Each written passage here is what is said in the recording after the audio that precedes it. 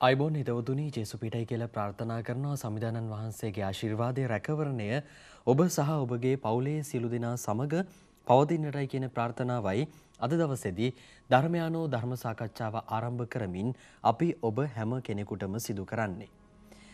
අද දවසේදී සාමාන්‍ය සමයේ 4 වන ඉරුදිනට අදාළ දේවවාක්‍ය සංග්‍රහය පිළිබඳව අප කතිකා කරන්නට සූදානම්.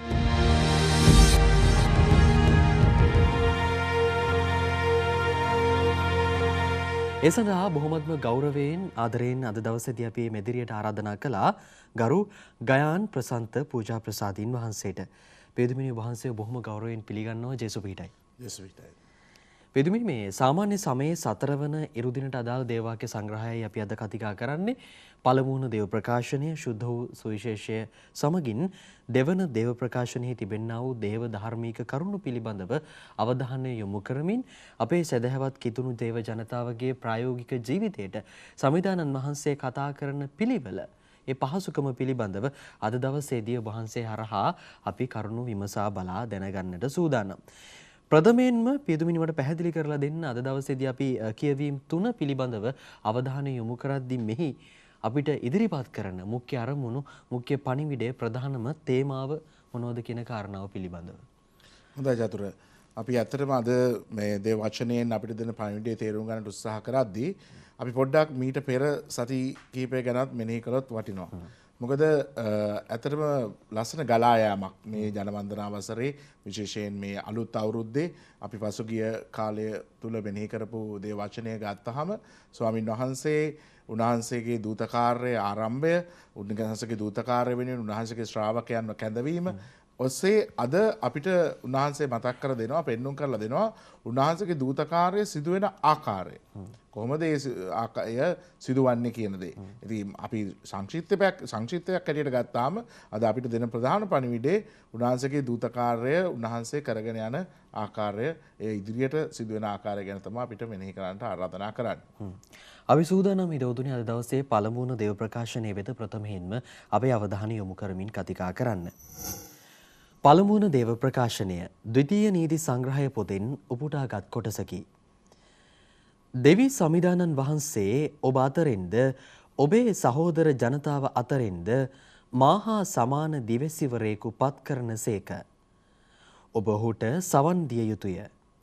හොරෙබ් කන්ද ළඟ ජනතාව රැස් වූ දින දෙවි සමිදානන් වහන්සේට යාඥා කරමින් අපේ දෙවි සමිදානන් වහන්සේගේ කටහඬ අපට යලි ඇසෙන්න ඉඩ නොතබනු මැනවි. අප මිය නොයන ලෙස මේ මහා ගින්නද අපට තවත් පෙනෙන්නට ඉඩ නොදෙනු මැනවයි ඉල්ලුවහ. සමිදානන් වහන්සේ මට කතා කොට ඔවුන් කී දේ නැනවත්ය. නුඹේ සහෝදර ජනතාව අතරින් නුඹ හා සමාන දිවැසිවරයෙකු තෝරාපත් කොට ඔහු කිය යුතු දේ ඔහුට කියා දෙන්නෙමි. ඔහුට මා අනකරන සියල්ල ඔවුන්ට ඔහු දන්වනු ඇත. යමෙක් මාගේ නාමයෙන් ඔහු කියන දේට සවන් නොදෙන්නේ නම් මම එවැන්නෙකුට දඬුවම් කරමි. එහෙත් මාගේ නාමයෙන් දිවස් වැකිකීමට ඉදිරිපත් වන දිවසිවරයා මා අන නොකළ දෙයක් කීමට හිතට ගතහොත් හෝ අන් දේවතාවන්ගේ නාමයෙන් කතා කළොත් හෝ ඒ තැනැත්තා මරණු ලැබේ. පිදුමිනි පළමුවන දේව ප්‍රකාශනය අපි උච්චාරණය කිරීමෙන් අනතුරුව ඒ සඳහා අවධානය යොමු කරද්දී දැන් මේ ද්විතීය නීති සංග්‍රහය පොතෙන් තමයි පළවෙනි දේව ප්‍රකාශනය උපුටා ගන්න. අපි දන්නවා පංච පුස්තකයේ සුදු බයිබලයේ මුල් පොත් පහෙන් එකක් ද්විතීය නීති සංග්‍රහය. අපිට පුංචි පැහැදිලි කිරීමක් පසුබිමක් හදලා දෙන්න මොකක්ද මේ ද්විතීය නීති සංග්‍රහය කියන පොත පිළිබඳව යම් අදහසක් පිදුමිනි. හොඳයි චතුර දැන් ඔබ කිව්වා වගේ ඇත්තටම මේ පංච පුස්තකයේ එක පොතක්. ඇත්තටම පංච පුස්තකයේ ගත්තාම අපි දන්නවා පුරාණ කිව්සුමේ පළවෙනි පොත් 5. එතකොට පළවෙනි පොත් 5 පස්වෙනි පොත තමයි ද්විතීය නීති සංග්‍රහය පොත. එතකොට මෙතනදී ඇත්තටම කතා කරන්නේ නීතිය සම්බන්ධයෙන්. දැන් පංච පුස්තකයේ පළවෙනි පොත් 5ම කතා කරනවා නීතිය සම්බන්ධයෙන්. නමුත් විශේෂයෙන් මේ ද්විතීය නීති සංග්‍රහය නීතිය ගැන ගොඩාක් කතා කරනවා. මොකද ඒක ඇත්තටම අපි කියනවා ඒක මේ දැන් ඩියුට්‍රොනොමි නැත්නම් ද්විතීය නීති සංග්‍රහය ඇත්තටම වචනේ අපි ඉංග්‍රීසියෙන් කියද්දි ඩියුට්‍රොනොමි. ඩියුට්‍රොනොමි කියන වචනේ අර්ථය තමයි දෙවන නීතිය කියන දේ. ඒ කියන්නේ එතනදී දෙවෙනි නීතිය කියලා අපි මේක හඳුන්වන්නේ මොකද මේ දිවිතිය නීති සංග්‍රහය පොත අපි විශ්වාස කරනවා මෝසෙස්තුමා විසින් ලියන ලද්දක්. එතකොට පළවෙනි කියන්නේ නීතිය අපිට මුලින්ම දෙවියන් වහන්සේගේ වචනයෙන් ආපු නීතිය දෙවනි වරට ඒක ප්‍රකාශ කිරීම සිදුවන්නේ මෝසෙස්තුමා හරහා. ඉතින් ඒ නිසා මේ දිවිතිය නීති සංග්‍රහය තේරුමක් ඇරියට වචනේ අපි වචනේ අර්ථය ගත්තොත් ඒක දෙවියන් වහන්සේගේ නීතිය දෙවනුව මෝසෙස්තුමා විසින් ජනතාවට පැමිණීමක් ගැන තමයි අපි කතා කරන්නේ. පළමු දේව ප්‍රකාශනය අපි උච්චාරණය කරද්දී පිළිතුරු වැටහුණු දෙයක් තමයි ටිකක් මේ ටිකක් ගැඹුරින් අපිට මේ පිළිබඳව කතා කරන ඔබ වහන්සේ අර මුඛ්‍ය අරමුණුවලදී පැහැදිලි කරාසේ සමිඳුරන් වහන්සේගේ මේ කාර්යය පිළිබඳව උන්වහන්සේගේ දේව කාර්යය පිළිබඳව උන්වහන්සේගේ සේවාව පිළිබඳව අපිට කතා කරනවා කියන කාරණාව. එමනම් අපිට දේව ධර්මීකව ගත් කල පළමුවන දේව ප්‍රකාශන ඉදිරිපත් කරන ඍජු දේව ධර්මීක පණිවිඩය මොකක්ද මෙවර පියතුමේ? ඔව්. ඇත්තටම අපි පළවෙනි කියවීමේ අපිට හම්බෙනවා මේ දිවසිවරයෙකු ගැන කතා කරනවා. දිවසිවර කාර්යය ගැන කතා කරනවා. දිවසිවර කාර්යය කියපුවාම බෞද්ධිස්ම ස්ථාපනය ලැබපු අපි හැම කෙනෙක්ගේම කැඳවීම තමයි මේ දිවසිවර කාර්යය තුළ ජීවත් වෙන එක. අපි දැන් මෙතනදී මේ දිවසිවරයේ අවශ්‍යතාවය මොකක්ද? ඇත්තටම මේ පළවෙනි කියවීම අපිට මතක් කරනවා ඒ පිළිබඳව. මොකද දෙවියන් වහන්සේ හා මනුෂ්‍යයාට ක්‍රියාකාරීව එකපාරම සම්බන්ධ වෙන්න බෑ. දැන් අපි දන්නවා පුරාණ ගිවිසුම තුළ එක අවස්ථාවක සඳහන් වෙනවා මෝසෙස්තුමා දෙවියන් වහන්සේත් එක්ක කඳු මුදුනට ගිහිල්ලා දෙවියන් වහන්සේගේ අනාවරණය තුළ දෙවියන් වහන්සේත් එක්ක සම්බන්ධ වෙලා කතා කරලා නැවත ජනතාව අතරට එද්දී ජනතාවට මෝසෙස්තුමාගේ මුහුණ බලන්න බැරුව තරම් මෝසෙස්තුමා දීප්තියකින් බැබලෙනවා. මොකද මේ දෙවියන් වහන්සේ හා සම්බන්ධයි. ඒතකොට දෙවියන් වහන්සේව මිනිසෙකුට තමාගේ පියවි යසින් එහෙම දකින්නට බැරි තරම් කියන අර්ථයක් තිබෙනවා. ඉතින් ඒ නිසා හැම මොහොතකම දෙවියන් වහන්සේත් මිනිසයාත් අතර සම්බන්ධ කරන අතරමැදියෙක් හිටියා. ඒතකොට මේ අතරමැදිය තමයි දිවසිවරයා. ඒතකොට දිවසිවරයා කියන වචනේ අර්ථය තමයි mouthpiece of God. දෙවියන් වහන්සේගේ වචනය මිනිසයාට රැගෙන එන කෙනා. ඔහු ගේන්නේ දෙවියන් වහන්සේගේ පණිවිඩය. තමාගේ පණිවිඩය නෙමෙයි. ඔහු අරන් එන්නේ දෙවියන් වහන්සේගේ පණිවිඩය. ඒකට ඒ නිසා දිවසිවරයෙක් අනිවාර්යයෙන්ම අවශ්‍ය වුණා. මොකද දෙවියන් වහන්සේත් මිනිසයාත් අතර මේ සම්බන්ධතාවය දිගටම පවත්වන්නට දිවසිවරයාගේ කාර්යය වැදගත් වුණා. ඉතින් දේව ධාර්මිකව අපිට අද මතක් කරලා දෙන්නේ මේ පළවෙනි කියවීම තුළ මේ සහෝදර ජනතාව වෙනුවෙන් මැදහත් වෙන අතරමැදියෙක් වෙන දිවසිවරයාගේ කාර්යය පිළිබඳවයි. පළමුවන දේව ප්‍රකාශනයේ තුල දෙවන වගන්තිය අපි දේශ අවධානය යොමු කරද්දී අපිට සඳහන් වෙනවා හොරෙබ් කන්ද ළඟ ජනතාව රැස් වූ දින දෙවි සමිදානන් වහන්සේට යාඥා කරමින් අපි දැන් මේ පුරාණ ගිවිසුම පිළිබඳව අවධානය යොමු කරද්දී ඒ පිළිබඳව අපි කතිකා කරද්දී පියදුමිනි මේ කඳු මුදුන කන්ද කියන කාරණාව ප්‍රධාන තැනක් ගන්නවා. සමහර ලාවට සමිදානන් වහන්සේ පියාණන් වහන්සේත් එක්ක කතා කරන්න, හමු වෙන්න, තමන්ගේ අත්දැකීම බෙදා හදා ගන්නට කඳු මුදුනට ගියායි කියන කාරණාව. ඒත් එක්කම සමහරලාට අපි නව ගිවිසුම තුල ඒ කතා කරද්දී. ඒතර පුරාණ ගිවිසුම තුල මේ දෙවි සමිදානන් වහන්සේ වැඩවසන ස්ථානයේ, උන්වහන්සේ ප්‍රකාශ වන ස්ථානයේ ඉහළ ස්ථානයක්. මොකක්ද දැන් සමිදානන් වහන්සේ සියල්ලට ඉහළින් වැජබෙනවයි කියන කාරණාවද මේ පැහැදිලි කරන්නේ? එහෙම නැත්නම් ඊට එහා ගියපු පණිවිඩයක් තියනවද මේ කඳු මුදුන කියන තැන පිළිබඳව? අපිට හැම මොහොතකම ඇත්තටම කඳු මුදුනේ ප්‍රකාශ කරන්නේ දෙවියන් වහන්සේගේ වැඩ සිටීම. මොකද අපි සාමාන්‍ය ස්තරයේ නෙමෙයි දෙවියන් වහන්සේ. දෙවියන් වහන්සේ ඉහළ ස්තරයක. ඉතින් ඒ නිසා හැම මොහොතකම කඳු මුදුන ඒකට උදාහරණයක් අවස්ථාවක් හැටියට ගත්තා. දැන් උතන කතා කරන හොරප් කන්ද ඔය එක අවස්ථාවක් තමයි වගේම අපි දකිනවා හොරප් කන්ද තමා මෝසෙස්තුමාට දෙවියන් වහන්සේ ගිනිගෙන නොදැවෙන පඳුරක් හැටියට දර්ශනය වෙන තැන. ඒ වගේම ඊට පස්සේ දසපනත දුන්න තැන සීනයි කන්ද.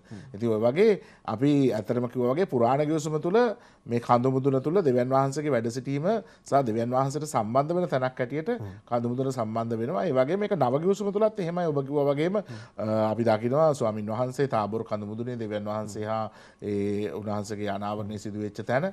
ඉතින් ඒ නිසා කඳු මුදුන ඇත්තටම අපිට පෙන්වන්නේ අපි සාමාන්‍ය තලයට ඉහළ තලයක්. ඒ ඉහළ තලය තමයි දෙවියන් වහන්සේ හා මනුෂ්‍යයාගේ සම්බන්ධතාවය සිදු වෙන තැන.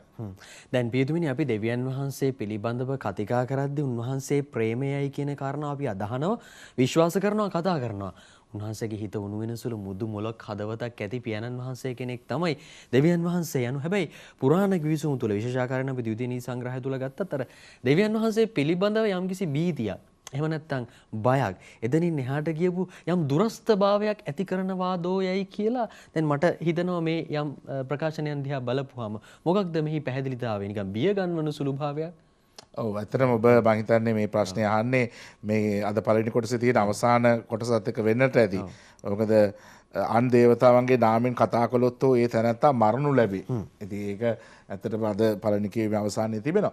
එතකොට මෙතනදී මේක මෙහෙම වෙන්නේ ඇයි කියන එක අපි කල්පනා කරලා බැලුවොත් මෙතනදී ස්වාමින් වහන්සේ කියන්නේ දිවසිවරයාගේ කාර්යය උන්වහන්සේගේ පණිවිඩය ගෙනියන එක. දිවසිවරයා ගිහිල්ලා දිවසිරයට ඕන දේ කරන්න ගියොත් එතන දෙවියන් වහන්සේ උදහස් වෙනවා. ඉතින් ඒ කියන්නේ දැන් මෙතන අපි බලද්දි දෙවියන් වහන්සේ උදහස් වෙන්නේ ඇයි? මනුෂ්‍යයාට දෙවියන් වහන්සේ බාර දෙලා තියෙන කාර්යය සිදු නොවන තැන. ඉතින් ඒක අපි නවගිවිසුමට එද්දී ඇත්තටම දෙවියන් වහන්සේ ස්වාමින් වහන්සේ තුලින් ජේසුස් ස්වාමින් වහන්සේ තුලින් ඒක බොහොම ප්‍රේමාන්විත තත්වයකට ගේනවා ඇත්තටම. ඒ කියන්නේ මනුෂ්‍යයාට දයා කරුණාව තුළ කටයුතු කරන නමුත් දෙවියන් වහන්සේ මුලින් ආරම්භයේදී ඒක පුතුණුවන් තුලින් ඒක පසුව සිදුවෙන දෙයක්. ඉතින් මෙතන ඇත්තටම අපි දකිනවා මේ දිවසිවරයාටත් කියනවා දිවසිවරයා කතා කළ යුත්තේ මගේ පණිවිඩය. දෙවියන් වහන්සේගේ පණිවිඩය තමයි කතා කරන්නේ. දිවසිරට ඕන දේ කරන්න බෑ. අපි උදාහරණයකට ගත්තාම දාවිත් රජතුමා එක අවස්ථාවක දිවසිවරයාගෙන් අහනවා මම මේ ජෙරුසලම් දේවමාලිගාව හදන්නද කියලානේ. එතකොට දිවසිවරයා කල්පනා කරනවා මේ දේවමාලිගාවක්නේ හදන්න යන්නේ. ඒක හොඳ දෙයක් නේ. ඒක නරක දෙයක් නෙමෙයිනේ. දිවසිවරයා කැමැත්ත ප්‍රකාශ කරනවා. නමුත් දෙවියන් වහන්සේ දිවසිවරයාට නැවත කියලා නෑ දාවිත් නෙමෙයි මගේ දේවමාලිගාව හදන්නේ. දාවිත් රජතුමා නෙමෙයි සලමන් රජතුමා. දාවිත් රජතුමාගේ මේ පුත්‍රයා හදන්නේ මේ දේවමාලිගාව. ඒ නිසා වහාම දාවිත්ට ගිහිලා කියන්න මේක නවත්තන්න කියලා. ඉතින් ඒක අර ඒ කියන්නේ එතනින් අපිට මතක් කරලා දෙනවා පෙන්눔 කරලා දෙනවා දෙවියන් වහන්සේගේ සැලැස්ම තමයි දෙවියන් වහන්සේ මනුෂ්‍යයා තුලින් ඉෂ්ට කරන්නට යන්නේ. එතකොට මේ දිවසිවරයා හරහා දෙවියන් වහන්සේ ගේන්නේ මම අර කිව්වා වගේ mouth piece of God දෙවියන් වහන්සේගේ පණිවිඩය කතා කරන කෙනා. දෙවියන් වහන්සේගේ පණිවිඩය අනිවාර්යයෙන්ම දිවසිවරයා ප්‍රකාශ කළ යුතුයි. තමාගේ පණිවිඩය නෙමෙයි. දෙවියන් වහන්සේ මනුෂ්‍යයාට බලාපොරොත්තු වෙන මනුෂ්‍යයාට දෙන්න තියෙන පණිවිඩය දිවසිවරයා ඒක රැගෙන යා යුතු තැනැත්තේ. ඔබ වහන්සේගේ පැහැදිලි කිරීම ඇතුලේ පේතුමිනි අපිට ප්‍රකාශ වෙන කාරණාවක් තමයි මෙලව උපන් මෙලවට දායාද වුණු දෙවියන් වහන්සේගේ තිල්නයක් නෙමේ ජීවිතය කියලා කියන්නේ. දායාද වුණු අපි හැම කෙනෙකුටම පැවරුණු දිවසිවර කාර්යයක් තියෙනවා. වගකීමක් තියෙනවා. මේක අපේ ප්‍රායෝගික ජීවිතයත් එක්ක ඒකාබද්ධ කළොත් දැන් අර වහන්සේ පැවසුවා දැන් දිවසිවරයා අරගෙන ගියපු පණිවුඩේ බවට පරිවර්තනය වුණේ දෙවියන් වහන්සේ ප්‍රකාශ කළ දේ. දැන් අපි හිතුමතේට මේක වෙන්නේ නැති ස්වාමීන් වහන්සේෙන් බලාපොරොත්තු වෙන කියන කාර්යය කියලා අපි යම් යම් දේවල් කරනවා. හැබැයි ඇත්තටම අපි හිතලා ගැඹුරින් කල්පනා කරලා උන්වහන්සේත් එක්ක යාඥාවේ ගැඹුරට ගිහිලා කල්පනා කරලා බැලුවොත් ස්වාමීන් වහන්සේ පෞද්ගලිකව අපේ ජීවිතවලින් බලාපොරොත්තු වෙන්නේ ඒ දේ නොවෙන්නට පුළුවන්.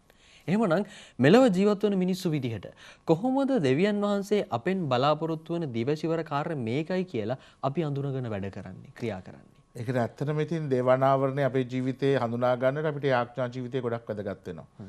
අපිට යාඥා ජීවිතය තුළ තමයි ඒක අපිට තේරුම් ගන්නට හැකියාව තිබෙන්නේ. යාඥා ජීවිතය ඇත්තටම අපිට යාඥාව ගත්තාම අපි කරන යාඥාව වගේම අපගේ භාවනාව අපි දේව වචනය ඔස්සේ කරන භාවනාව ඉතින් මේ හැම දෙයකදීම අපිට කල්පනා කරලා බැලුවොත් ඒක අපිට සම්බන්ධ වෙනවා. දැන් අපි උදාහරණයක් ඇටියට අපි නිකන් දවස් උදේ වරුවේ අපි දේව වචනේ කොටසක් නිකන් කියෙව්වොත් ඒ දේව වචනය අපිට එදා දවසට එන ප්‍රශ්න වලට වෙන්න පුළුවන් ගැටලු අපේ සාමාන්‍ය ජීවිත ප්‍රායෝගිකව ගෙවන ජීවිතේ මොනතරම් ඒක සම්බන්ධ වෙනවද? අපි නිකන් උදාහරණයක් ඇටියට නිකන් එක දවසක කියවන දේව වචනය අපි ඒ දවසත් එක්ක යද්දි කොච්චරනම් අපිට සම්බන්ධ වෙනවද කියලා අපිට තේරෙනවා. ඉතින් ඒ තරම් අපිට පුළුවන් නම් ඒ යාක්ෂාව තුලත් දේව වචනය තුලත් ඒක තේරුම් ගන්නට එතන තමයි අපිට දෙවියන් වහන්සේගේ පණිවිඩය නිසියාකාරයෙන් තේරුම් ගන්න පුළුවන් තැන. එවනම් හිතුවනේ අපි ඔබට ආරාධනා කරනවා ඔබට මට මෙලව පැවරී තිබෙන දිවසිවර කාර්ය කුමක්දයි කියලා හඳුනාගෙන එය දෙවියන් වහන්සේ ඔබෙන් මගින් බලාපොරොත්තු වෙන කාරණේදයි කියා සොයා බලා කටයුතු කරන්න අද දවසේදී. පිටුමිනි අපි සුදු සුවිශේෂයේ වෙත අපේ අවධානය යොමු කරමු. සුදර මාක්තුමාගේ සුදු සුවිශේෂයෙන් උපුටාගත් කොටසකි. ඉන්පසු ඔහු කපර්නාවමට පැමිණියහ. සබත් දින උන්වහන්සේ ධර්මශාලාවට ගොස් අනුශාසනා කළසේක. උන්වහන්සේගේ අනුශාසනාව ගැන ඔහු විශ්මිත වූහ. මන්ද උන්වහන්සේ විනයදරයන් මෙන් නොව බලධාරි කෙනෙකු මෙන් අනුශාසනා කළ හේිනි. එකලොවුන්ගේ ධර්මශාලාවේ අශුද්ධාත්මයක ආවේශ වූෙක් විය. ඔහු මෙසේ මොරහඩ දුනි. නාසරෙත්හි ජේසුනි ඔබත් අපත් අතර මොන ගනුදෙනුවක්ද? ඔබ ආවේ අප වනසන්නටද? ඔබ කවරෙක් දැයි මම දනිමි. ඔබ දෙවියන් වහන්සේගේ ශුද්ධවරයා නොය. ජේසුස් වහන්සේ ඔහුට තරවටු කරමින් කටපියව. මොහුගෙන් දුරු වෙවයි වදාළසේක. එවිට අශුද්ධාත්මය ඔහු වේගයෙන් සලිත කොට මාහඬින් මොර ගැසමින් ඔහු කෙරෙන් දුරු විය. ඒ දුරු සියල්ලෝම මවිත වී මේ කුමක්ද? අලුත් ධර්මයකි. මෙතුමානෝ බලධාරි කෙනෙකු මෙන් උගන්වති. උන්වහන්සේගේ අනදෙන විට අශුද්ධාත්මය වුවද කීකරු වෙති කීහ. එකෙනෙහිම උන්වහන්සේ පිළිබඳ පුවත අවට ගලීලය පුරා දස දෙස පැතිර ගියේය. ක්‍රිස්තුන් වහන්සේගේ ප්‍රේමේ සුභාරංචිය නම් මෙසේය. හොඳයි බිදුමනි අපි ශුද්ධ සුවිශේෂය අද උපුටාගෙන තිබෙන්නේ මාක්තුමන්ගේ සුවිශේෂයෙන් අපි ඒ සඳහා අවධානය යොමු කරද්දි මේ ක්‍රිස්තුන් වහන්සේ දැන් අර විනයදරයන්ගේ සමාජයට සමහරලාට හුරු වෙලා හිටපු ජනතාවට උන්වහන්සේගේ දේශනාව සමහරලාට මහත් ආందోලනාත්මක ප්‍රශ්නයක් වඩ පරිවර්තනය වුණා. වෙනසක් දැනුණා. මේකයි මේ ප්‍රකාශ කරන්නේ. උන්වහන්සේ විනයදරයන් මෙන් නොව බලධාරී කෙනෙකු මෙන් අනුශාසනා කළෙහිනි. දැන් මේ කාරණාවේදී මේ අශුද්ධ ආත්මය ආවේශ වුණු පුද්ගලයෙක් මේ දිවසිවර කාර්ය තුල උන්වහන්සේට මුණ ගැසීමට හේතුව මොකක්ද සහ මෙයින් අපිට පිළිබිඹු කරන්නේ මොකක්ද? ඇත්තටම දැන් මේ ස්වාමීන් වහන්සේගේ දූතකාර්යයේ ආරම්භයමනේ. ඔව්. කියන්නේ උන්වහන්සේ ඇත්තටම සිනගෝගයට ගිහිල්ලා උන්වහන්සේ දේව වචනය ප්‍රකාශ කරලා ඒ එක්කම තමයි මේ දේ සිදුවන්නේ. එතකොට උන්වහන්සේ දේව වචනේ පහදා දෙද්දී උන්වහන්සේ කියන දේ උන්වහන්සේ බලධාරී කෙනෙකුගෙන් කතා කරන ආකාරය උන්වහන්සේට දැනුණා. ජනතාවට දැනුණා. එතකොට චතුර මෙතනදී ඇත්තටම මේ විනයධාරයෝ පරිසිවරු සහ මේ ධර්මශාලාවේ මීට පෙර මේ වගේ දේව වචනය ප්‍රකාශ කරපු දේව වචනය තේරුම් කරලා දුවපු අය හිටියා. නමුත් ඒ අය කතා කරපු ආකාරයට නෙමෙයි මේ ස්වාමීන් වහන්සේ කතා කරන්නේ. ඒතකොට ස්වාමීන් වහන්සේ ඇත්තටම දේව වචනය කතා කරද්දී උන්වහන්සේ ඇත්තටම උන්වහන්සේ දේව වචනයම තමයි. සහ උන්වහන්සේ දේව වචනය කතා කළේ ඒක නිකන් අර පිටස්තර කෙනෙක් ඉගෙනගෙන ඇවිල්ලා කතා කරනවා වගේ නෙමෙයි. පරිසිවරු විනයධාරයෝ නීතිය පුරාණ ගිවිසුම ගැන හොඳට දන්නවා. ඒගොල්ලෝ ඒක ඉගෙනගෙන තියෙනවා. නමුත් ස්වාමීන් වහන්සේ ඉගෙන ගන්නවට වඩා ස්වාමීන් වහන්සේ තාත්තා එක්ක ලොකු සම්බන්ධතාවයක් තිබුණානේ. පියාණන් වහන්සේත් එක්ක ලොකු සම්බන්ධතාවයක් තිබුණා. ස්වාමීන් වහන්සේ ඇත්තටම අපි දන්නවා ගොඩාක් තැන්වල සඳහන් කරනවා සුදු බයිබලයේ උන්වහන්සේ රැයක් පහන් වෙනතුරු තාත්තා එක්ක යාඥා කළා කියලා. දැන් අපිට හිතෙන්න පුළුවන් ඇයි එහෙම ඇයි ජේසු ඇත්තට ඇයි එච්චර දෙවියන් වහන්සේත් එක්ක සම්බන්ධතාවය? ඇයි එච්චර ජේසුට මොනවද යාඥා කරන්න තිබුණේ? අපි හිතනවානේ යාඥාව කියපම ගොඩක් දේවල් ඉල්ල ගැනීමක් කියලා. නමුත් ඇත්තටම ජේසුට යාඥාව තුළ ජේසු තාත්තගේ සිතුවිල්ල තාත්තගේ ක්‍රියාපටිපාටිය ජේසු දැක්ක හඳුනාගත්තා. ඒක තුළ තමයි ජේසු මෙතන කතා කරන්නේ. එතකොට ජේසු මෙතන මේ පුරාණ ගිවිසුමෙන් කොටසක් අරගෙන ඒක කතා කරලා ඒක පැහැදිලි කරලා දෙද්දී ස්වාමින් වහන්සේ ජේසු දෙවියන් වහන්සේ තුළ දැක්ක දේ තමයි මේ කියන්නේ. ඒක බලධාරී කියන්නේ උන්වහන්සේ ඒක ප්‍රකාශ කරන ආකාරය බොහොම බලවත්ව එයාට දැනුණා. ජනතාවට දැනුණා. ඉතින් ඒ අවස්ථාවේදී තමයි මෙතන අශුද්ධාත්මය ආවේශ වෙච්ච කෙනෙකුත් ඉන්නේ. ඉතින් මෙතන මේ සම්බන්ධතාවය දැන් ඔබ මගෙන් අහුවේ ප්‍රශ්නේ මේ ආරම්භයේදීම මේ සම්බන්ධතාවය මොකද්ද මේ සිදු වෙන්නේ කියලා. ඉතින් මේ අශුද්ධාත්මයන් තුලත් ඊට වඩා මහා බලපරාක්‍රමයකින් උන්වහන්සේ කටයුතු කරනවා කියන දේ පෙන්වු කරන්නට තමයි මේ තත්ත්වය මේ ආකාරය අපි දකින්නේ. දැන් එතකොට පියතුමිනි දැන් මේ අශුද්ධ ආත්මයේ ආවේශ වුණු පුද්ගලයා සම්බන්ධව කටයුතු කරද්දී ක්‍රිස්තුන් වහන්සේ ඒ ආත්මය දුරු වෙන්නටයි ප්‍රකාශ කළයින් අනදුරුව මොවුන් කියනවා මේ දුටු සියල්ලම මවිදලා පුදුම වෙලා ප්‍රකාශයටපත් කරනවා මේක අලුත් ධර්මයක්. මේක අලුත් ධර්මයක්. දැන් ඒ කාර්ය සම්බන්ධවද මෙතන පැහැදිලි කිරීමක් කරන්නේ. මොකද මේ අශුද්ධ ආත්මයක වැසී සිටි කෙනෙකු මේ දුර වෙලා යන කාරණාවත් එක්ක ඒ ඇතිවෙච්ච සිද්ධිය පිළිබඳවද කතා කරන්නේ. එහෙම නැත්නම් සමිදානන් වහන්සේ එදා කතා කළේ දේශනාව පිළිබඳවද කතා කරන්නේ. උන්වහන්සේගේ වචන පිළිබඳවද මේ අලුත් ධර්මයක කියන කාරණාව පිළිබඳව. මෙතනදී ඇත්තටම දැන් උන්වහන්සේ කතා කරපු වචනය ප්‍රබලව ඒගොල්ලන් දැක්කා. ඒ වගේම ඒක ක්‍රියාවෙන් දැක්කානේ. ඒ දෙකම ස්වාමීන් වහන්සේ වචනයෙන් ප්‍රකාශ කරපු දේ ක්‍රියාවෙනුත් සිදු වුණා. ඒ තරම් උන්වහන්සේ බලධාරී කෙනෙක් කියන එක මේකට තේරුම් ගියා. ඒ නිසා කියන්නේ මේක මහා අලුත් ධර්මයක්. මොකද මීට පෙර පරිසවරු විනයධාරයෝ ඒගොල්ලන් කතා කළා ඒක වචනය විතරයි. එතනින් එහාට ගිය ක්‍රියාවක් එතන තිබුණේ නැහැ. නමුත් ස්වාමීන් වහන්සේ මෙතන වචනයත් ක්‍රියාවත් දෙකම බොහොම ලස්සනට පෙන්වන්න කරනවා. එවනම් හිතවතුනි කිතුණුවන් විදිහට ඔබට මට පැහැදිලි වෙන එක කාරණාවක් තියෙනවා අපි සුදු සුවිශේෂයේ වෙත අවධානය යොමු කරද්දී. වචනයෙන් උන්වහන්සේගේ දේව වචනය අපි ප්‍රකාශ කරනවා වගේ ඇත්ත මුඛයෙන්නේ ප්‍රකාශ කරනවා වගේ ඇත්ත. හැබැයි ඒ ක්‍රියාවෙන් ඔප්පු කළ යුතුයි. ක්‍රියාවෙන් අපි ඒ සනිටුහන් කළ යුතුයි. එහෙමනම් බීතුමිනේට වහන්සේ පළමුණු දේව ප්‍රකාශනයේදී අපිට පැහැදිලි කළ මේ දිවසිවර කාර්ය කියන දේත් එක්ක මම හිතන්නේ බොහොම පෑහෙනවා. ගැලපෙනවා. එහෙමනම් පළමුවන දේව ප්‍රකාශනය සහ සුද්ධ වූ සුවිශේෂය කොහොමද ගැලපෙන්නේ එකට? ඔව්. ඇත්තට මෙතනදී දැන් ස්වාමීන් වහන්සේ ආරම්භ කරන මේ උන්වහන්සේ කරන්නේ මේ පියාණන් වහන්සේගේ කාර්යනේ. මම කිව්වා ඒතකොට දිවසිවරයෙක්ගේ කාර්යය උනේත් ඒක. එතකොට පියාණන් වහන්සේගේ කාර්යය කරද්දී ඒ දේම හරියටම සිදු වෙද්දී ඒක කොච්චර ප්‍රබලද? කොච්චර බලවන්තද කියන එකයි අපි දකිනවා මෙතන නේ. ඇත්තට මෙතන මේ අශුද්ධාත්මය අපිට සම්බන්ධ වීම තුළ අශුද්ධාත්මය තුලත් යම්කිසි බලයක් තියෙන බව තේරෙනවා. මොකද අශුද්ධාත්මය කෙලින්ම කතා කරලා කියන ඔබ දෙවියන් වහන්සේගේ සුද්ධවරයා නොවේ කියලා. නේ ජේසුට කතා කරලා කියන්නේ මේ කතාව නේ. එතකොට මෙච්චර කාලයකට සුදෝසු විශේෂයේ ඒ කියන්නේ මේ කාලය මේ තත්ත්වය එන අවස්ථාව වෙනකොට ජේසු ගැන ওই විදිහට කවුරුත් කතා කරලා තිබුණේ නැහනේ. ජේසු දෙවියන් වහන්සේගේ සුද්ධවරයා නොවේ කියලා කතා කරනවා ඊට පස්සේ පේදුරුතුමා. නමුත් මේ මොහොතට ගොඩක් ඒ සිද්ධ වෙන්නේ මේට ගොඩක් පස්සේ නේ. ඒතර මෙතන මේ යක්ෂ ආත්මයක් තමයි අශුද්ධ ආත්මයක් තමයි ඉස්ලාම ජේසු හඳුනාගෙන කතා කරන්නේ. එතකොට එතන ඒ තුන තියෙන බලයත් අපිට වටහා ගන්න පුළුවන්. ඒ කියන්නේ මේ අශුද්ධ ආත්මය හරියාකාරවම දන්නවා ජේසු කියන්නේ කවුද කියලා. ඒක දැන් මේ මුලින්ම ප්‍රකාශ කරනවා. එතකොට ඒක තේරුම් අරගෙන මේ කටයුතු කරද්දී නමුත් ස්වාමීන් වහන්සේ කිසිම සම්බන්ධතාවයක් නැහැ මේ අශුද්ධ ආත්මය එක්ක. එතකොට මේ අශුද්ධ ආත්මේ සම්බන්ධතාවය තියෙන්නේ මේ මිනිස්සු එක්කමයි. අශුද්ධාත්මය සම්බන්ධ වෙන්නේ තනිකරම මිනිස්සු එක්කමයි. යක්ෂාත්මය සම්බන්ධ වෙන්නේ මිනිස්සු එක්කමයි. සමහර විට අපි අපේ ජීවිතය ගත්තත් අපේ ජීවිතේත් අපි ගොඩාක් වෙලාවට සම්බන්ධය වෙලා තියෙන්නේ අපි ජේසු එක්ක සම්බන්ධ වෙන්න උත්සාහ කරලා නමුත් අපි සම්බන්ධතාවය පවත්වලා තියෙන සමහර විට අශුද්ධාත්මය එක්ක නපුරු දේ එක්ක අපි සම්බන්ධතාවය පවත්වලා තියෙනවා. එතකොට ජේසු මේ අවස්ථාවේදී අශුද්ධාත්මය තමාව හඳුනාගෙන තියෙන ආකාරයත් හොඳින් දැකලා ස්වාමීන් වහන්සේ එතනට පිළිතුරු දෙනවා. උන්වහන්සේ ක්‍රියාවෙන් එය ලස්සන පෙනුම් කරනවා. එතකොට උන්වහන්සේගේ දිවසිකවර කාර්යය ඒකයි. උන්වහන්සේ එතනදී පියාණන් වහන්සේ තුල ලබාගත් දේ තුලින් එය පෙනුම් කරලා දක්වනවා. ජේසුස් ක්‍රිස්තුස් වහන්සේ යනු හිතවතුනි දෙවියන් වහන්සේගේ පුත්‍රයා බවයි අපි අදහන්නේ. එහෙමනම් මෙතන ප්‍රකාශ කරන අන්දමට මේ අධිකාරී බලයක් ඒ කියන්නේ බලධාරීත්වයකින් යුතුව කතා කරනවා. ඔබ වහන්සේ පැගේ පැහැදිලි කිරීමේදී ඔබ වහන්සේ හරි අපූර්වවට අපිට ප්‍රකාශ කළා මේ උන්වහන්සේ මේ සම්බන්ධතාවය ඇති කරගත්තේ පියාණන් වහන්සේත් එක්ක සමහරලාවට යාඥාව මාර්ගයෙන් කියලා. දැන් එතකොට ජේසුස් කියන නාමයට පියතුමිනි විශාල බලයක් තියෙනවා. අශුද්ධාත්ම දුරු කරන්න එහෙම නැත්නම් ලෙඩ රෝග සුවපත් කරන්න අපි දේ වචනේ පුරාවටම දකින්න රෝගීන් සුවපත් වුණා. එතකොට අන්ධයින්ට පෙනීම ලැබුණා.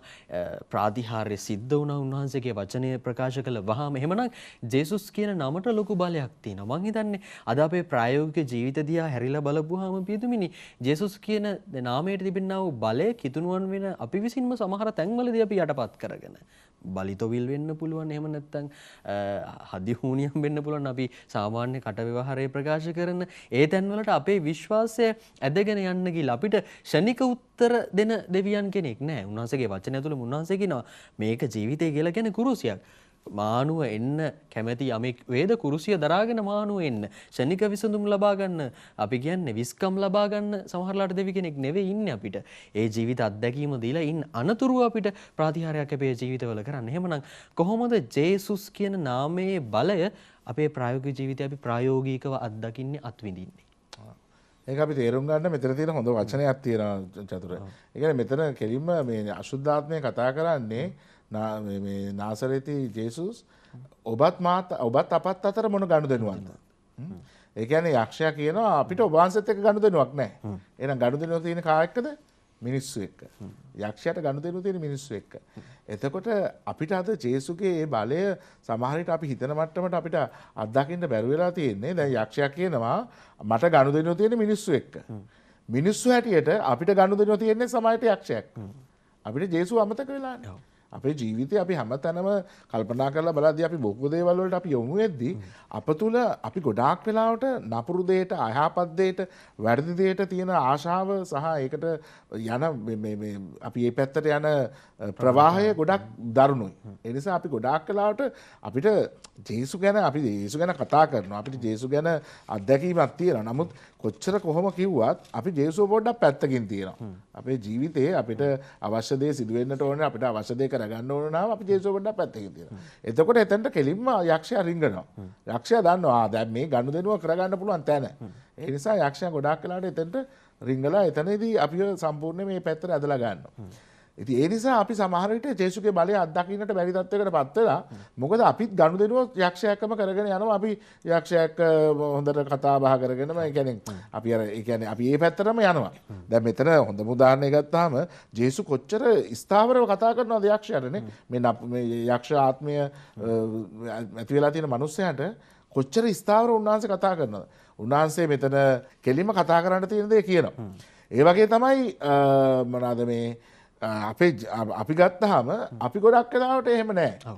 අපේ ජීවිතේ අපි ගොඩක් වෙලාවට නපුරු දේත් එක්ක යක්ෂයත් එක්ක වැරදි දේත් එක්ක අපි ගනුදෙනු කරනවා වැඩි. අපි දෙතොල් වෙනවා වැඩි. අපි ඒක එක්ක ඔහි ගලාගෙන යන විදිහට යන්නට උත්සාහ කරනවා වැඩි. ඉතින් එහෙම අපි එහෙම කටයුතු කරපුවාම අපි පුළුවන් තරම් නපුරු පැත්තටම යොමු වෙනවා. අර ජේසුගේ වරප්‍රසාදයේ ශක්තිය අපිට අත්දකින්නට බැරි වෙනවා. නමුත් අපිට පුළුවන් නම් වැරදි දේ වැරදි නපුරු දේ නපුරුයි යක්ෂයාගේ දේ වැරදි කියන ඒ සුජු තීරණයට එන්න අපිට ජීවිතේ සමහර විට අපේ සමහර මේ බොහොම తాවකාලික සතුට වෙන්නට පුළුවන් ඒ තුලින් අපි අත්දකින්නේ ඒ తాවකාලික සතුටට යනවට වඩා නෑ මේක වැරදි මේට වඩා අපිට යහපත් දේ තුල තියෙනවා ජේසුගේ පණිවිඩය තුල ඒක අත්දකින්නට පුළුවන් එහෙම කියන තැන තුල අපිට ජේසුට මේවා කරන්න පුළුවන් නම් අපේ ගනුදෙනුව ජේසුත් එක්ක කරන්න පුළුවන් නම් යක්ෂයාගේ පැත්තට යන්නේ නැතුව මම හිතන්නේ ජේසුගේ බලය අපි පුදුමාකාර විදිහට අත්දකිනවා ජීවිතේ ඔබ වහන්සේ ලස්සන කතාවක් ප්‍රකාශ කළා මේ අපිට මේ ක්‍රිස්තුන් වහන්සේව පැත්තකින් තියලා ජීවිතේ ගමනක් යන්න බෑ. ඔබේ මගේ දෙවියන් යනු හිතවතුනි උන්වහන්සේ සමග යන්න. සමිදානන් වහන්සේ සමග ජීවිතේ ඉදිරියට යන්නයි ඔබේ මගේ දෙවියන් ජීවමානව වැඩ සිටින්නේ. එහෙම නැත්නම් අපිට උමනා වෙලාවට ළඟට අරගෙන උමනා නැති වෙලාවට අහක දාන්න පුළුවන් දෙවි කෙනෙක් නෙවෙයි අපිට ඉන්නේ. ඔබේ මගේ ජීවිතෙත් එක්ක ගැළපීගෙන ඉදිරියට යා යුතු දෙවි කෙනෙක්. ඒ නිසා කරන්න යමක් කලින් හිතන්න යමක් කලින් දෙතුන් වතාවක් හිතලා කරන්න සාතන්ගේ බලයට යක්ෂයාගේ බලයට යටපත් නොවි. අන්න එතකොට උන්වහන්සේගේ අධිකාරීත්වයට අපේ ජීවිත බාර කරලා අපි කටයුතු කරන්නට හුරු වෙනවා. අපි සූදානම් සාමාන්‍ය සමයේ 4 වන ඉරුදිනට අදාළ දෙවන දේව ප්‍රකාශනය වෙත අපේ අවධානය යොමු කරන්න. පවුලුතුමන් විසින් කොරින්තිවරුන්ට ලියන ලද පළමුවන හසුනෙන් කොටසකි. ඔබ සිත් ඇවුලින් තොරව සිටිනවාට මම කැමැත්තෙමි. අවිවාහක තැනැත්තේ සමිදානන් වහන්සේ ප්‍රසන්න කරන්නේ කෙසේදැයි සිතමින් උන්වහන්සේගේ කාරණා ගැන අධික සැලකිල්ලක් දක්වන්නේය. විවාහක තැනැත්තේ තම භාර්යාව සතුටු කරන්නේ කෙසේදැයි සිතමින් ලෝකයේ කාරණා ගැන අධික සැලකිල්ලක් දක්වන්නේය. මෙලෙස ඔහුගේ සිතෙහි දෙගිඩියාවක් පවතී. අවිවාහක ස්ත්‍රිය හෝ කන්‍යාව හෝ ඈ ශාරීරික ලෙස හා ආධ්‍යාත්මික ලෙස සමිදානන් වහන්සේට කැපව සිටිනසේ උන්වහන්සේගේ කාරණා ගැන අධික සැලකිල්ලක් දක්වන්නීය.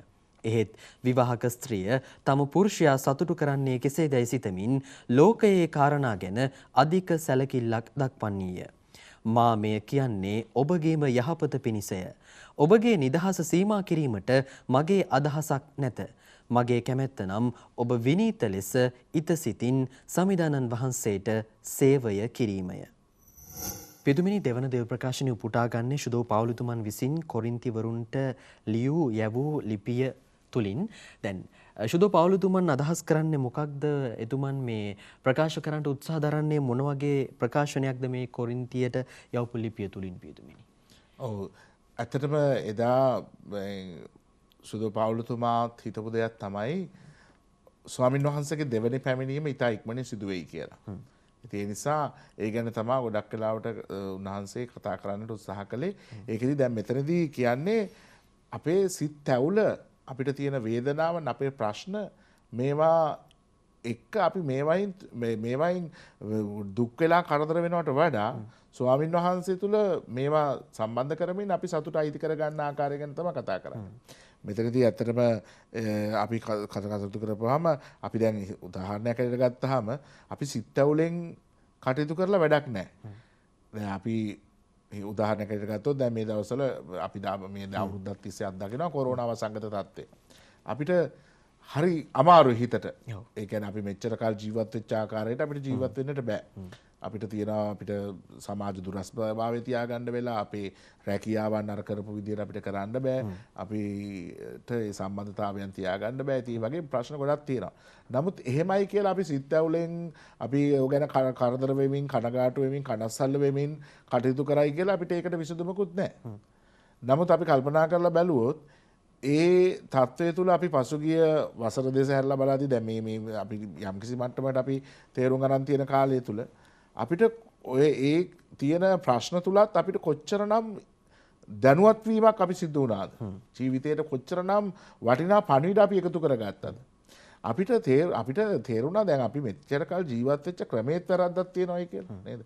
අපි පරිසරයට හානි කරමින් ජීවත් වුණා, අපි මනුස්සයන්ට හානි කරමින් ජීවත් වුණා, අපි දෙවියන් වහන්සේගේ සැලැස්මට හානි කරමින් ජීවත් වුණා. ඉතින් මේවත් එක්ක තමයි අපිට මේ වගේ පීඩාවක් අත්දැක්කේ. ඒක අපේම වැරද්ද නිසා අපිට ලැබිච්ච දෙයක්. ඉතින් අපි ඒක එහෙමයි කියලා අපි තවදුරටත් එතන කඩා වැටෙනවට වඩා මෙතනින් ලැබිච්ච මේ පන්නරයත් එක්ක අපිට ලැබිච්ච පණිවිඩත් එක්ක අපි ජීවත් වෙන්න උත්සාහ කරනවා. එහෙම එහෙම ජනතාව හිතන්නට පටන් ගත්තා නේ. දැන් අපි තේරුම් ගත්තා අපි පරිසරයට වින කරපු අවස්ථා වැඩි. ඒ නිසා අපි පරිසරය නැවත වෙනස් කරන්නට ඕනේ. අපි පරිසරය යහපත් කරන්නට ඕනේ. එහෙම කියලා අද ඒ වෙනුවෙන් කටයුතු කරන අය ඉන්න ඕන තරම්. ඉතින් ඒ වගේ අපේ ජීවිතේ එහෙම මොන දේ ආවත්, මොන ප්‍රශ්නේ ආවත්, මොන අරගලය ආවත් ඒ කනස්සලු වෙනවට වඩා ඒක අපි ලොකු ආභරණයක් කරගෙන, ඒක ලොකු පදනමක් කරගෙන ඒ තුලින් ගොඩ එන්නට ස්වාමීන් වහන්සේගේ ශක්තිය තුල අපි කටයුතු කිරීමයි විය යුත්තේ. දෙවන දේව ප්‍රකාශනයේ මේ විවාහක බව සහ අවිවාහක බව කියන කාරණාව උදාහරණයට අරගෙනමින් හරි අපූර්ව ප්‍රකාශනයක් සිදු කරනවා පියතුමිනි. දැන් මේ ලෞකික ලෝකය පිළිබඳව අපි මේකේ ලෝකයේ කාරණා ගැන අපි වැඩි මනත් අපි කරදර වෙනවා, අපි ප්‍රශ්න කරනවා, අපි හිතනවා වැඩි. දැන් තවත් තියෙනවා මේ දෙවියන් වහන්සේ පිළිබඳව හිතීම සහ ලෝකයේ කාරණා ගැන හිතීම. දැන් මෙතන අපිට ප්‍රකාශ කරන මේ ලෝකයේ කාරණා යනු මොනවාද? මෙතනදී ඇත්තටම කියන්නේ ස්වාමීන් වහන්සේ කියන්නේ විවාහ වුණත් අවිවාහ වුණත් ජීවිතේ දෙවියන් වහන්සේගේ ආදරය වෙනුවෙන් යමක් කරන්න. ඒක තමයි දැන් අපි දෙවියන් වහන්සේ වෙනුවෙන් කරන දේවල්නේ. දැන් අපි ලෞකික දේවල් වලට ගොඩාක් වහල් වෙනවට වඩා අපේ ජීවිතේ අපි ඒ හැම දෙයක්ම දෙවියන් වහන්සේ හා සම්බන්ධ කරගෙන අපිට ඒකට ප්‍රතිඵල බලන්න පුළුවන් නම් එතන තියෙනවා අපේ ජීවිතේට බොහොම අස්වැසිල්ලක්. මොකද එහෙම නැතුව අපි අපේ ලෞකික දේවල් අපි මේ බාහිරින් බලාපොරොත්තු වෙන දේවල් මැත්තේම අපි ගොඩනැගීගෙන යද්දී අපිට ඒ වලින් බොහොම ඒවා తాවකාලික බව දැනෙනවා. ඒ වලින් ලැබෙන වින්දනයේ తాවකාලික බව දැනෙනවා. ඒකේ සමහර විට ලොකු කඩාවැටීම් සිදු වෙන අවස්ථාවන් අපිට හම්බ වෙනවා. නමුත් අපි දෙවියන් වහන්සේගේ පණිවිඩයත් එක්ක සම්බන්ධ කරගෙන මේ කටයුත්ත යද්දී ඒකෙදි අපි ලොකු සාර්ථකත්වයක් අත්දකිනවා. දැන් උන්වහන්සේ කියන්නේ ඒකයි විවාහ වුණා අවිවාහ වුණා. විවාහ වුණා විවාහ නොවුණා. ඒක ඒ විදියයි. අපි විවාහ ජීවිතේ වුණත් අපේ හැම බොහෝ දේවල් අපි කරනවා වෙන්නට පුළුවන් නේ.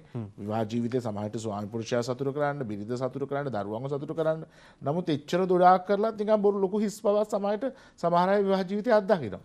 එතන දෙවියන් වහන්සේ නැත්තම් අපිට පුළුවන් නම් ඒ අපි කරන හැම දෙයක් තුළම දෙවියන් වහන්සේ හා සම්බන්ධ වෙන්නට, දෙවියන් වහන්සේව අතුල් කරගන්න එතන අපි පුදුමාකාර තෘප්තියක් අත්දකිනවා.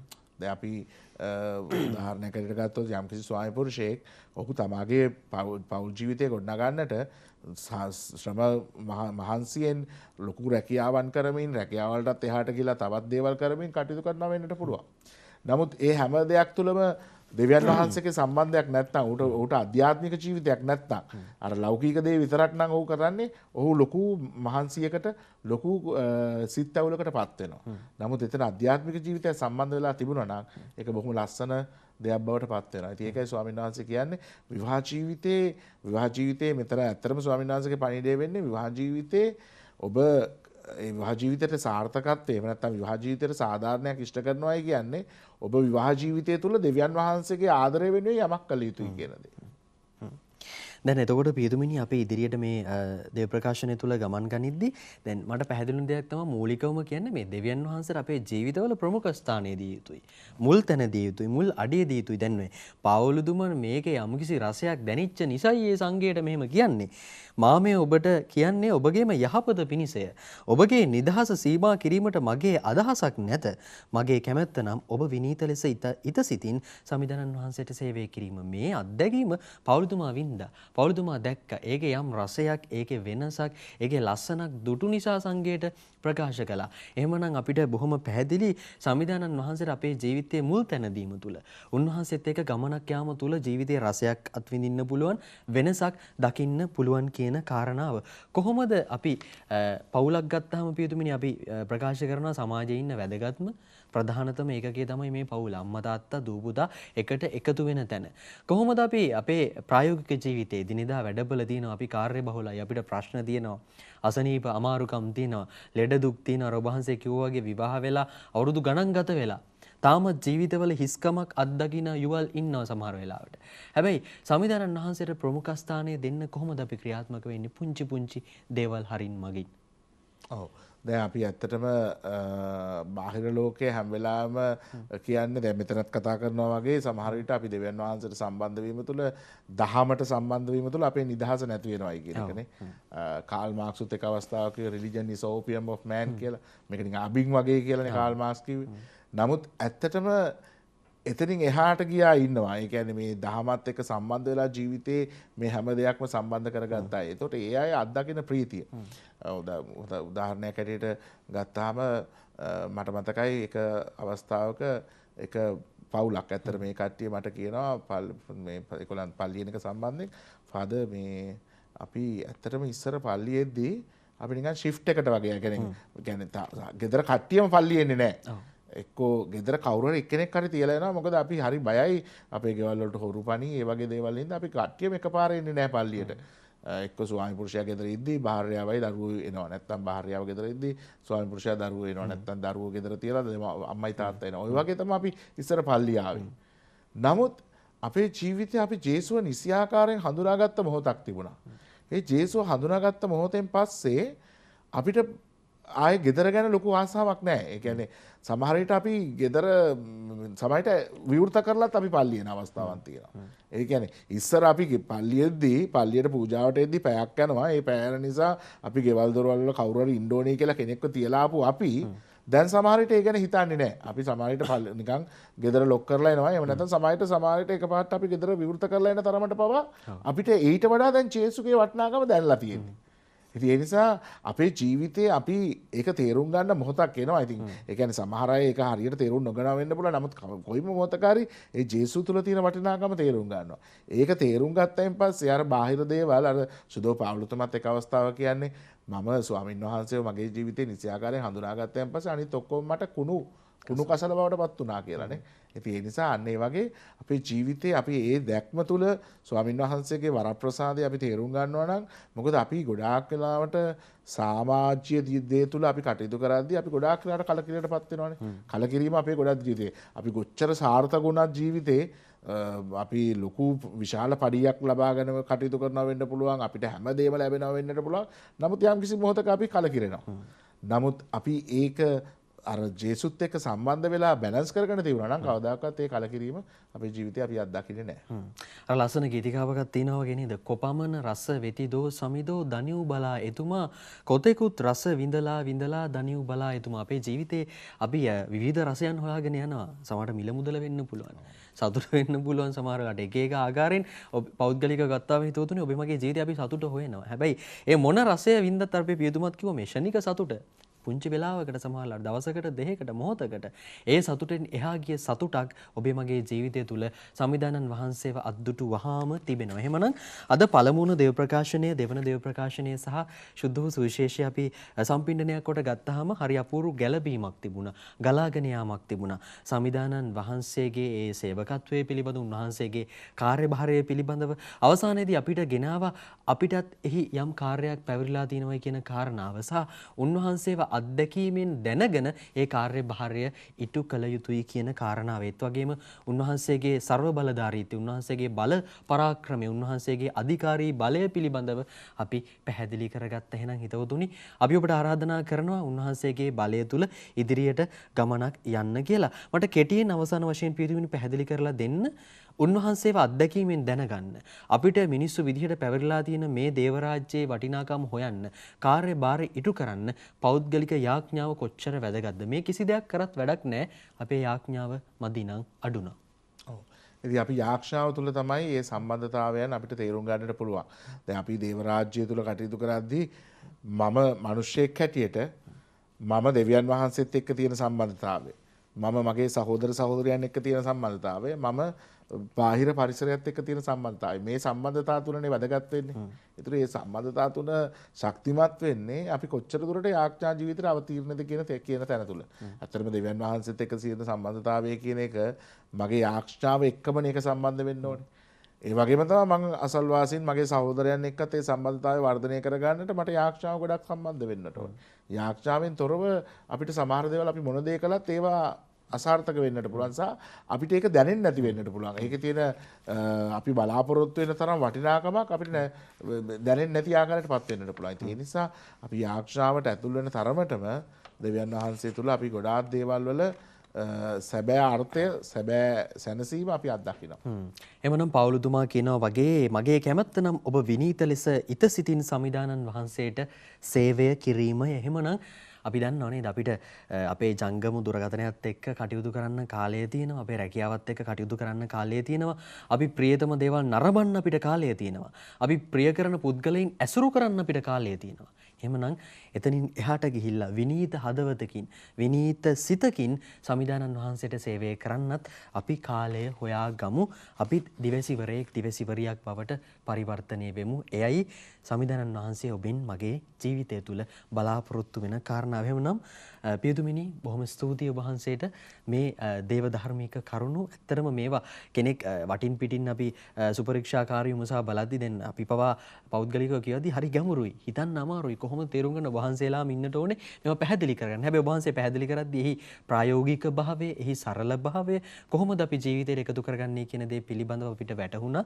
ඒ සඳහා වහන්සේට ස්තුතිවන්ත වෙනවා. ගායන් ප්‍රසන්ත පූජා ප්‍රසාදීන් වහන්සේට අයිබෝන් පියතුමිනි ජෙසුපිටයි කියලා සමු දෙනවා. අයිබෝන් ජෙසුපිටයි. ඒ දෝදුනි ලබන සතියේත් අපි සූදානම් ධර්මයානෝ ධර්ම සාකච්ඡාව තුළින් ඔබව හමුවන්න. එහෙමනම් සමිදානන් වහන්සේ අත්දැකීමෙන් දැනගන්න කියලා අපි ඔබට ආරාධනා කරනවා.